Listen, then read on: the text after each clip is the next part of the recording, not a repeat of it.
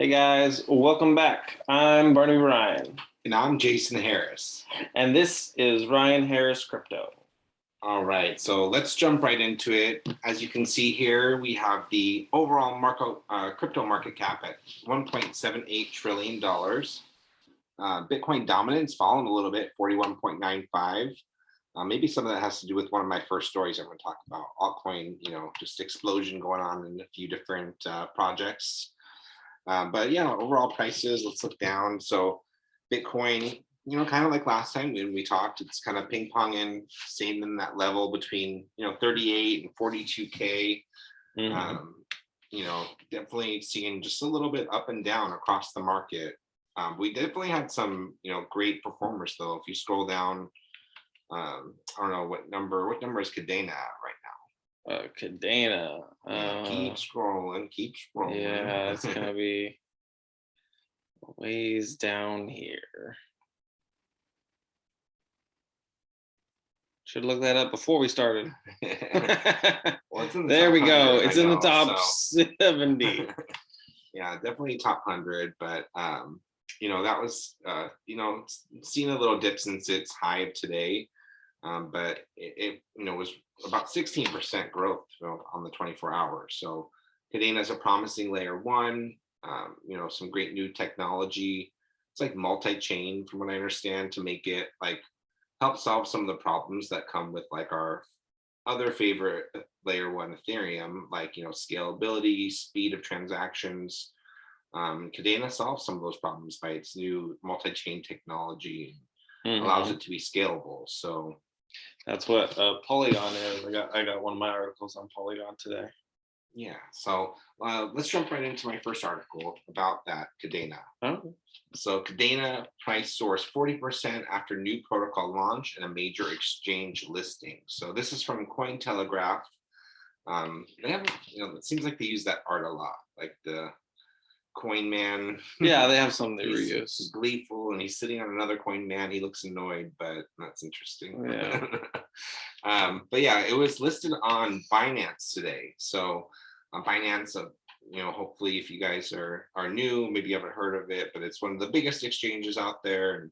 And it's definitely bullish for, we've heard about the Coinbase effect, and like projects getting listed on Coinbase cause it to soar up, and Binance is definitely, having the same kind of effect for Cadena today. And then, the protocol that launched. So we heard a lot about KDEX potentially coming out soon, and it finally launched. So it's a decentralized exchange, kind of like the Uniswap of Cadena. So, allowing a lot more total value locked, a lot more liquidity in the chain. So definitely two bullish things. And, that's why Cadena kind of saw that price soar. As we can see, it's kind of settled down. Like, it flies from the news. But yeah, that's not very much of a soaring. I mean, compared to the rest of the market, yeah, it's just comparison. It's not right now. Yeah, it's all right. One that I'm still looking at. I set my price alert for Terra Luna just before we started, because it's very close to its all-time high. It's only $10 away from its all-time high. We talked about that on the podcast the last time that last time that Terra Luna hit its all-time high. So I'm preparing for when that touches the next all-time high. Yeah, well, it actually touched an all-time high the other day, 103, just for a brief moment, but then kind of came back down. Yeah, the rest of the market. I will say, like, all-time highs, when it's kind of like hovering around that spot, like I don't worry about those near misses like that. I'm not trying to time the market. I'm looking for a good solid like hold, so I know that's going to be a good ledge, to take that profit from.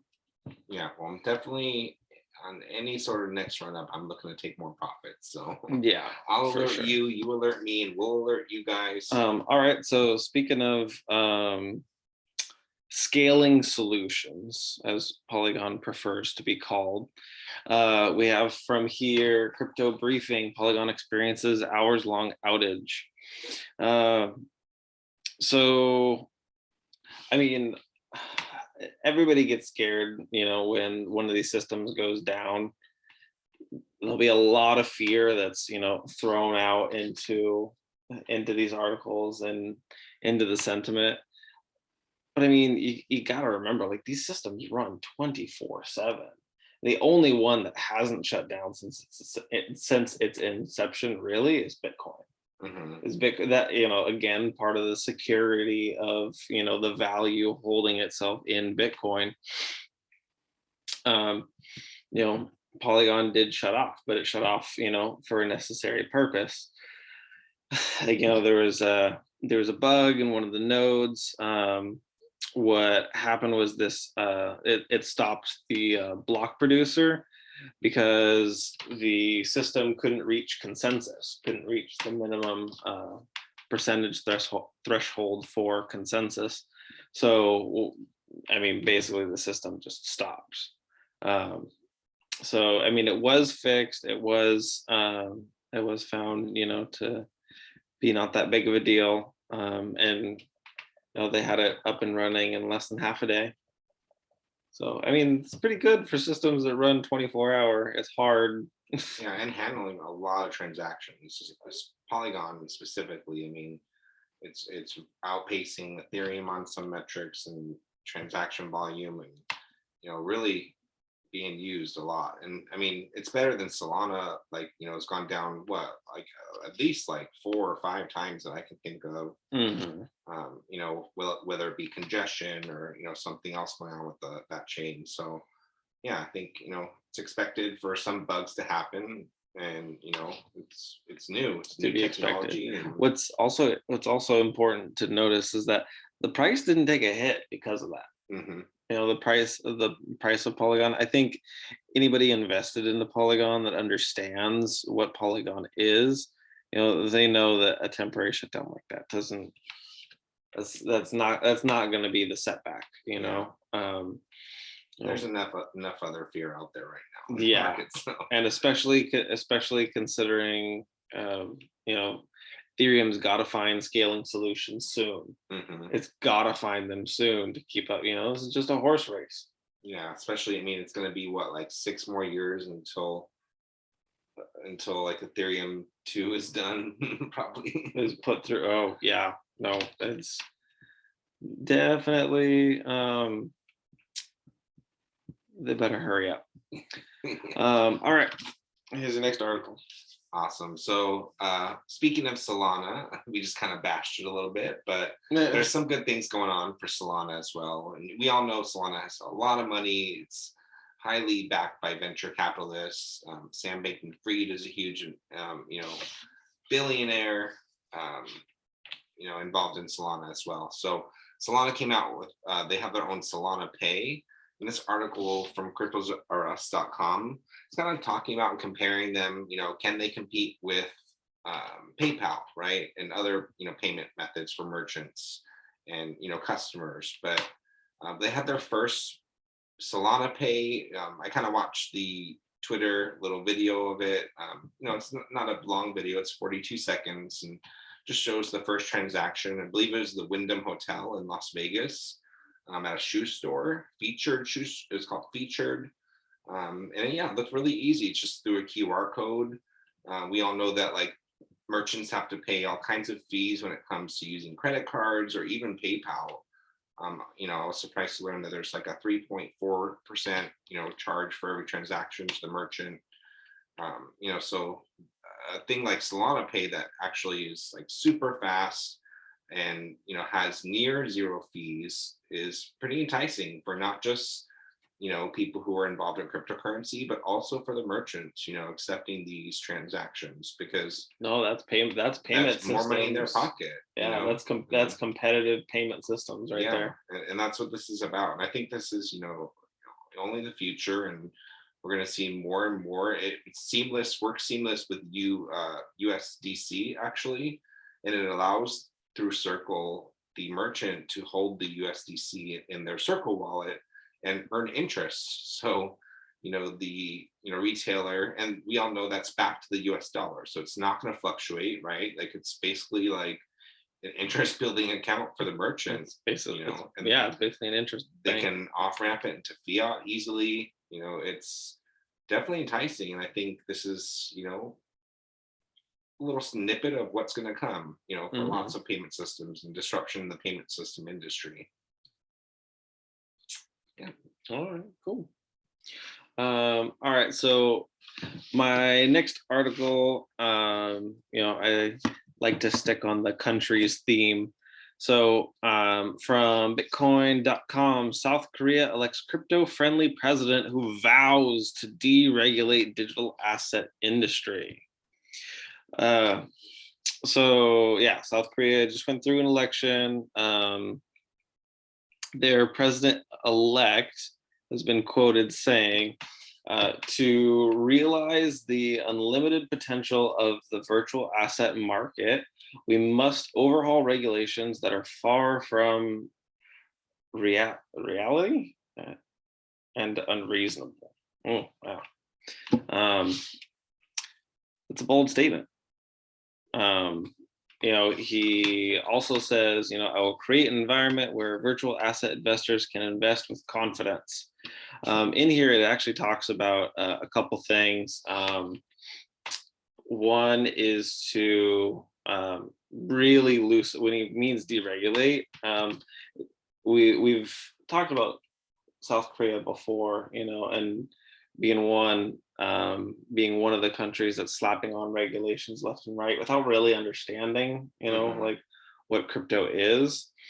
So it is nice to finally see a party leader that is, fiscally responsible and thinking about investors, not immediately running to let's protect you, but allowing the innovation to take hold, allowing the industry to grow, Yeah. naturally. It's interesting, like all all or nothing method, right? Like, all right, let's throw all these regulations on, and then wait, maybe we shouldn't. Let's just take them all away and We don't see understand.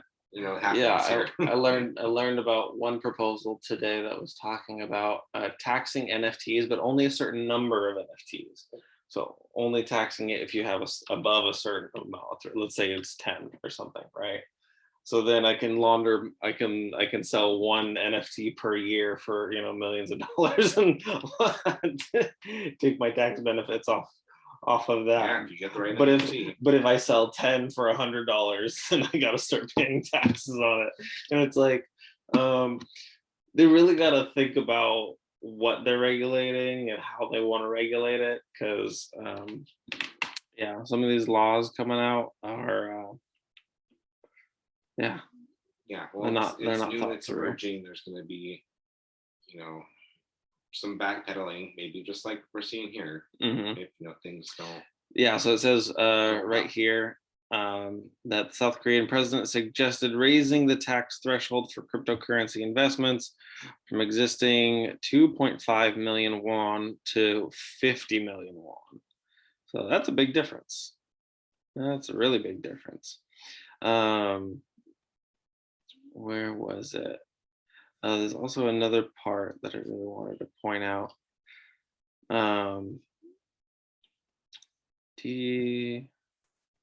Well, I guess that was it. Can't remember. Or maybe it was on another one that I read.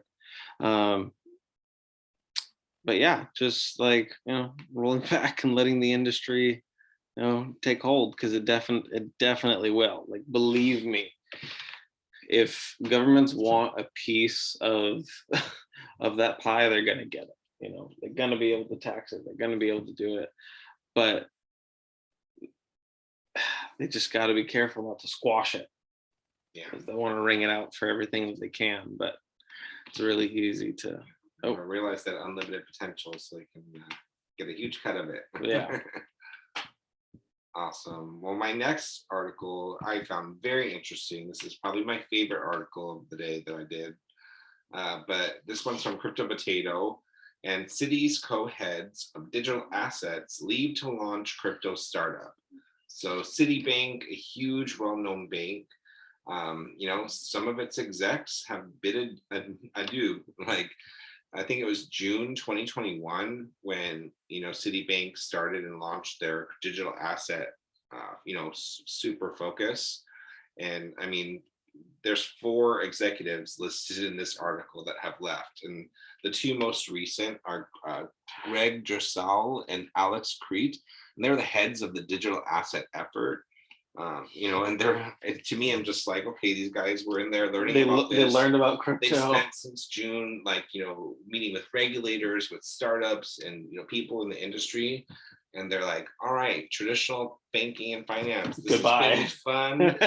We're out, because there's so much more money to be made. And these industries are going to intertwine in a lot of ways, especially as we adapt and evolve and emerge, right? But they see the potential, and these people come from traditional finance, and they are jumping ship because they're like, we're going over here to this party. This party is way better. They have way better drinks and way better snacks and way better music. But yeah, I love that. I think that is also just the beginning. I think that we're going to see a lot of smart people that are in these, in the traditional finance world, as they're really getting into really learning and, finding out about the cryptocurrency space more and more, as it becomes more adopted, more popular, and, hopefully some sense of regulation and allows more money to pour into it. They're gonna, come jumping in too. I think this is just the beginning of what's going to be a huge shift in the way business is run. And these are just some examples of how crypto is already changing and shaking up the traditional business world. So I'm excited to see what's going to come from this. I can imagine all these companies losing people to the crypto industry. I mean, I can. Yeah, I just said I can. Awesome. Well, there's one other, just like, especially with the news being a little bit, not, I don't want to say bearish, but just kind of hovering around. Just as a reminder, I always like to look at the exchange of Bitcoin on exchanges. It's all exchanges. And as you can see, like, if you scroll down and you're looking at the exchange go down, it's like at an all-time low. So regardless of the price volatility, it's been in a pretty long-standing downtrend. So more and more Bitcoin becoming unavailable. People are buying it. People are holding it. I know I haven't sold any of mine. Yeah, for those, if you've ever taken a basic economics course, for reference, this is supply, and then the Bitcoin price chart is demand. And so, again, if you've ever taken, simplest level econ, like supply, demand. Yeah, that's what's going on here. And the price doesn't always equate, It's match up already perfectly, right? exactly. It's already crossed the threshold here. Yeah, and as the supply is going down and dwindling down, I mean, more and more people are going to be jumping into it, and when everyone knows about it, nobody will be able to afford it. It's like a great quote by Michael Saylor, and it's so true. If you wait till it's totally adopted and it's used as like currency here and there, and everywhere, then it's going to be out of reach. So and out of reach in the sense of how much of it you could get. Yeah, because it will be more accessible. Yeah, and that's how it benefits someone else. Is it really easy and accessible? And there's somebody that benefits from being able to, like there's I don't know why I thought of this, but it just reminded me of, like all the controversy with like Facebook, for example, about its information. It's, before we had all this with, every platform, we really like focused in on how Facebook was shaping, media and news. And we forget that the consumers are what created Facebook, or what shaped Facebook. We chose to go on free websites that sold our attention and our time for advertisements. We wanted that. We didn't want to pay for a social networking app that wouldn't give us ads and would just let us talk to each other. Mhm. We wanted it for free. And the market shaped it the way, the way that best fit the need. Now we're paying for it. Super accessible. You feel like you're not paying for it, but you're paying for it. Yeah. So it's just like one of those things, like things that are, I don't know where my brain's going, but I just feel like things that are more easily accessible, like I said, they work for someone else. Like you got to, like you got to learn more, and be ahead of the game to be able to set yourself up in a position to take advantage. That's right. So take advantage. Dollar cost average. Find out what amount's right for you. Invest in things you believe in. Start learning every day. I mean, we talked a lot about that on our podcast, and as we transition to YouTube, that's one of the things we really talk about is just be interested, be learning like every day, something you don't know about, and it'll add up over time. You'll become, more and more confident. And I mean, we still don't know everything at all. Like we're still learning so No, much well, that's every day. why there's the point we wanted to make at the end. We're doing this so to learn as well. We're not just here to teach. I don't think either one of us think that we have the tenure. Yeah. In fact, we should start saying and reminding on videos that we are not financial advisors. Well, yes, we are not financial advisors. This is for information and inspiration. Yeah, entertainment, all that good stuff. Yeah, this is all in good fun, but we just want to reiterate, this is just us going through our journey, and if you want to tag along for the ride and take this journey with us, then we'll be here every step of the way. Yeah. So leave comments, subscribe, smash the like button, all that other YouTube stuff. Oh yes, please, because that matters now. Yeah, it actually matters. We have algorithms to worry about now. Yes, so please like, subscribe, follow, and join us tomorrow. All right, thanks guys. Take care.